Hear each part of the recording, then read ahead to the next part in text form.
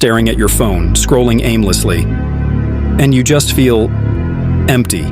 That heaviness in your chest, that quiet voice in your head whispering, "You're behind. You're not good enough. You've already failed."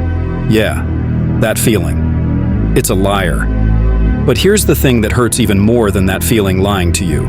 It's believing that you have to feel better before you can do better. I'm not here to hype you up with motivational fluff. I'm not going to tell you to manifest your dream life with positive vibes and vision boards. And I'm definitely not here to sell you some fantasy where everything just falls into place. No. I'm here to tell you something real. Something that might sting a little at first. Your feelings don't matter. Your actions do. And before you roll your eyes and think, "Oh great, another tough love lecture," just stay with me. Because what I'm about to share isn't about ignoring your pain. It's about building a life where your pain doesn't get to control what happens next. Let me ask you something. When's the last time you said, "I'll start when I feel ready. I'll do it when I'm motivated. I just need to get in the right headspace first"? We've all said it, right? Because we were taught that feelings come first. That once we feel inspired, then we'll finally take action. That's a lie. Here's the truth nobody told us growing up. Ready is a feeling that never arrives. Motivation? It shows up once in a while, then disappears for weeks.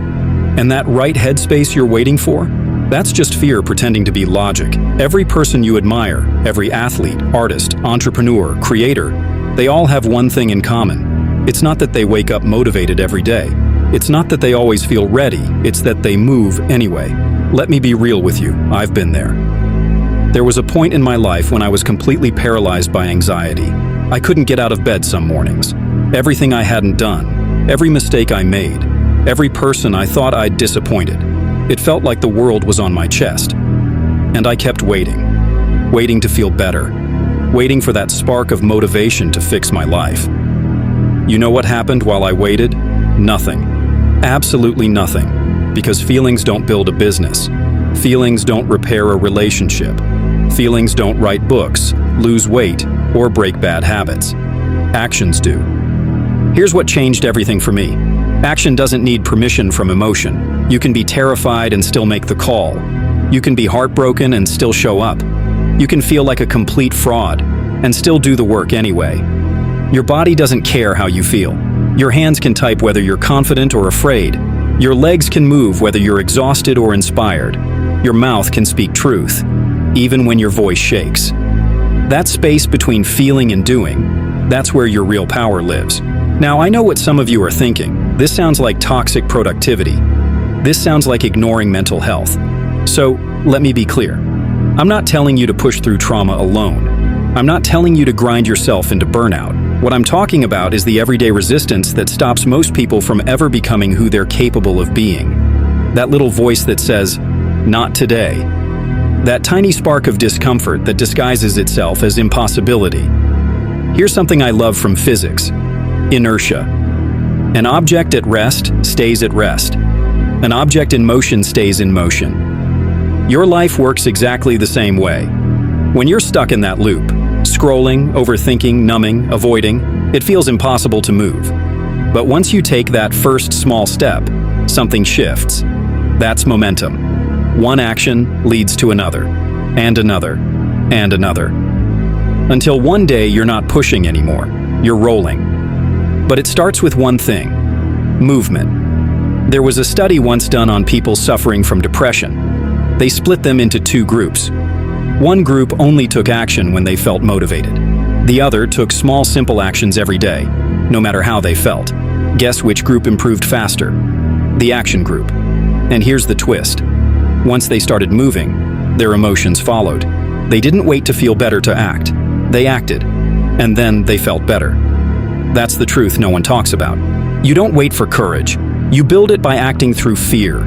You don't wait for motivation. You create it through motion. You don't wait to feel like a new person. You become one by acting like them before you feel like them. Your future self isn't born out of emotion. They're built out of action. And when you stop letting your feelings run your life, something beautiful happens. You finally meet the real you. Because most people don't even know who they are. They only know the version of themselves that emotions control. The one who procrastinates when anxious, hides when afraid, quits when discouraged. But who are you when you act despite those feelings? That's your true self. That's your character. That's your strength. And that version of you, the one who moves through fear, doubt, and pain, that person is unbreakable. Not because they don't feel pain, but because they don't let pain decide their future. Now picture this, a year from today. You've spent the last 365 days doing things only when you felt like it. When you felt motivated, you worked. When you didn't, you scrolled. When you felt inspired, you created. When you didn't, you stayed comfortable. What does that life look like? Now imagine a different year. Same you, same life. But you made one rule. Your feelings get a voice, but not a vote. You acknowledged them, but you acted based on who you wanted to become. 5 days a week, you moved, even when your body screamed no. You worked on your project, even when that blank page laughed at you. You had hard conversations, even when your voice trembled. Day after day, choice after choice. What does that life look like? The difference between those two futures isn't luck or talent, it's control. In one life, feelings make your decisions. In the other, you do. And here's the crazy part. That second path, it's not actually harder, it's just uncomfortable for a while. Yeah, each action might sting at first, but the life it builds, that life is lighter, because you start becoming someone you respect, someone you can trust, someone who keeps their word. When that happens, the voice of doubt quiets down. Regret gets lighter. Fear loses its grip. Because now you have proof. Proof that you can be counted on. So how do you actually start? How do you live from action, not emotion? Here's how. Step 1. Make it small. Don't try to change everything. Just do one thing today. Not get fit, just tie your shoes. Not build a business, just write one line. Not fix your life, just make one call. Your excuses love big goals because they're easy to delay. Small actions, they're dangerous to your comfort because you can do them right now. Step 2. Stop negotiating. Stop asking, do I feel like doing it? That question is a trap. Ask instead, is this what I said I'd do? If yes, do it. No debate, no delay. Step 3. Notice the gap. Pay attention to the space between how you feel and what you do. When you're anxious but still speak. When you're unmotivated but still start.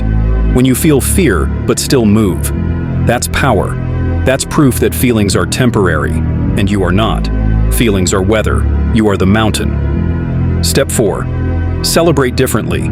Stop celebrating how you feel. Celebrate what you did. I showed up even when I felt terrible. I kept my word. I did it scared. That's how you build real confidence. And here's the best part. Over time, your feelings start to align with your actions. Not because you ignore them, but because you've proven them wrong so many times that they stop arguing. You feel scared, but act, and realize it's fine. You feel unworthy, but act, and realize you are. Your feelings don't vanish. They just stop leading. Let me tell you a story. There was once a monk who spent his life searching for peace. He climbed mountains, meditated in caves, traveled everywhere looking for that perfect feeling. One day, he sat by a river, tired and defeated. He saw an old woman washing clothes, the same clothes every day. He asked her, "Don't you get tired doing the same thing? Don't you wish for more?" She looked up, smiled, and said, "Some days the water's freezing and my hands bleed. Some days the sun is warm and the birds sing. But the clothes, they don't care how I feel. They still need washing." Then she said something that changed everything. "I spent 40 years waiting to feel like washing them. Then one day, I just started. And I found out peace wasn't in the feeling. It was in the washing." That story hit me hard because she understood what most of us never do. Life doesn't happen in the feeling. Life happens in the doing. And right now, you're standing at a small crossroads. Not some dramatic, life-altering one. Just the kind you face every single morning when you wake up. One path is ruled by feelings. It's comfortable, familiar, safe. You wait for the perfect time, the right mood, the tomorrow. You already know that road. You've walked it.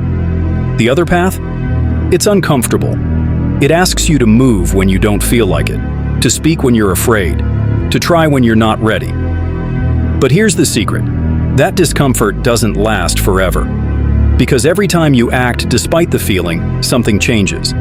Bit by bit, choice by choice, you start becoming someone new. Think back to who you were a year ago. All the fears, the excuses, the "I'm not ready yet." Now imagine that version of you looking at you right now. What would you want them to see? Because the truth is, you don't inspire your past self by feeling different. You inspire them by doing different. You don't amaze them by being confident every day. You amaze them by showing up when you didn't want to. Your past self doesn't need to see you happy. They need to see you moving. And your future self, they're watching you too. Watching to see if you'll finally act despite the fear. So, let's be real. When this video ends, you'll feel something. Maybe inspired, maybe determined. But it'll fade. It always does. That's what feelings do. They come and go. So I'm not asking you to hold on to this feeling. I'm asking you to take one small action before it fades. Send that message. Write that first line. Put on your shoes. Say what needs to be said. You already know what it is. And right now, your feelings are already fighting it. Later would be better. I should plan it out first. I'm not ready yet.